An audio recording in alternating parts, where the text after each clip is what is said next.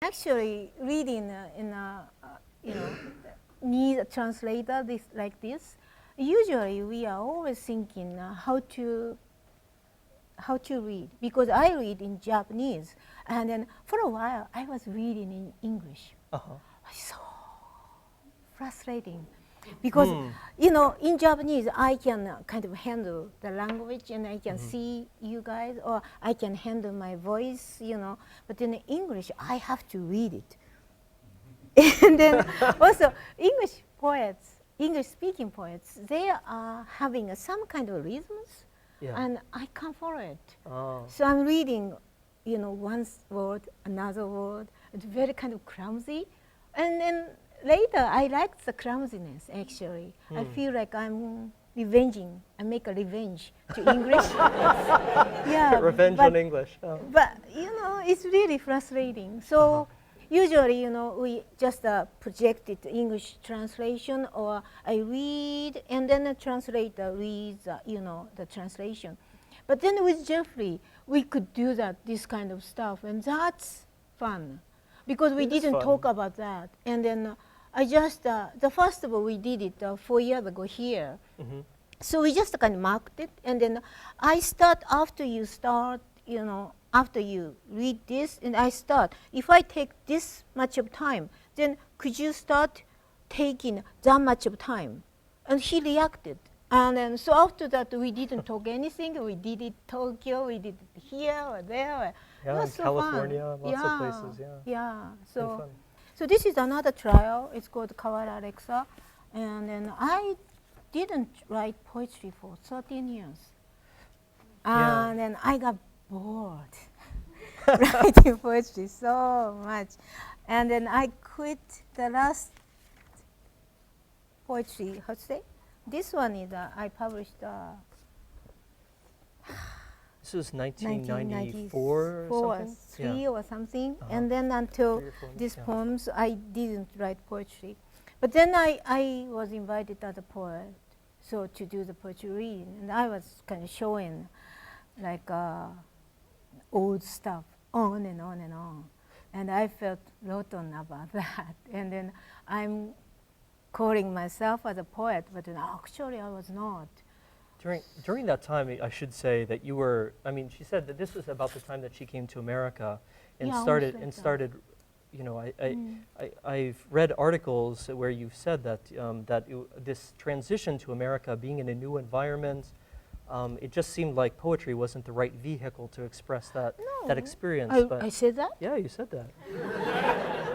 That was just a, kind of lie. Excuse? Oh, okay. Yeah. Because I quit writing before that.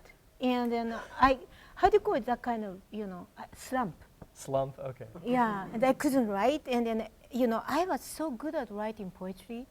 And then when I wrote, everything sounds like a Hiromi's poem, and I hate it. I wanted to write something different, but then whatever at that time I could feel like I could write anything. Like if you go to the cafe and see the menu, I can write about that, and the poetry. I can read poetry like that, but then it's really boring. So I quit it. So I felt really bad. Then I came here, and at that time, as a poet, already established in Japan, coming here in this country is almost like that's what I actually found it several months ago. That was almost committing suicide. Oh, really? So I really wanted to commit suicide, but I didn't want to. Okay. I wanted to live. Okay. But I had 3 kids, so I had to look after them. So instead of the living, it comes first, and have to eat, have to feed them and so on. Yeah. But then instead of committing suicide, I came here. So that was in the 1990s, right? 97, something like that. But then, then for a while later, then I started to write. Then I used that Sekkyobushi, that narrative way, much better way, got into my body. So that's what I wrote this one. Okay, yeah, So- this book is in Japanese called Kawara Arexa, and it's I'm in the process of translating it right now. It's the working title is Wild Grass on the Riverbank. It hasn't been published yet. Very recently, probably the most important journal of Japanese poetry, something called Gendaishi Techo.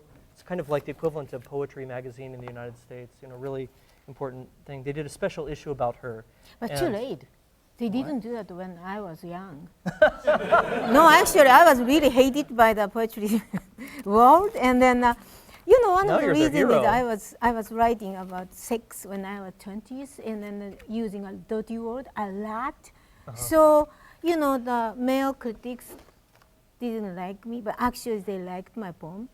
So, but they didn't like me. And then more women poets didn't like me. And then later on, I noticed that I kind of realized that dirty words I was using at that time. Actually, I was influenced by American poets called the Sidling Fox. I don't know you guys know that. The Swedish poet called S.I.V. It's her name. And Sidling, something like that, is her last name. Because I helped my teacher when I was in college to translate her poem, and that was very feminist poems. I never read that kind of stuff in Japanese. She was writing about penis or cucumbers, penis, cucumber, and something like that. And she used the word cunt. And then I was a really young woman, and I was 20, and I translated into kind of nice word to describe that part. And then my teacher, she was maybe 35 years old, very nice looking woman, and she said, tell her, no, this is not the word. You have to use that word. So she showed me one word, it means cunt. So I just did it. But then, and the critics kind of stuff in Japan. I'm talking about 70s, Then I realized that I never used the word. I grew up in a, kind of back street in Tokyo, and rather nice girl. And I listened to whatever my parents said and never used it myself. So my early 30s, I suddenly realized that this is not, late 20s, I realized this is not my word. So instead of that, I used much more medical word.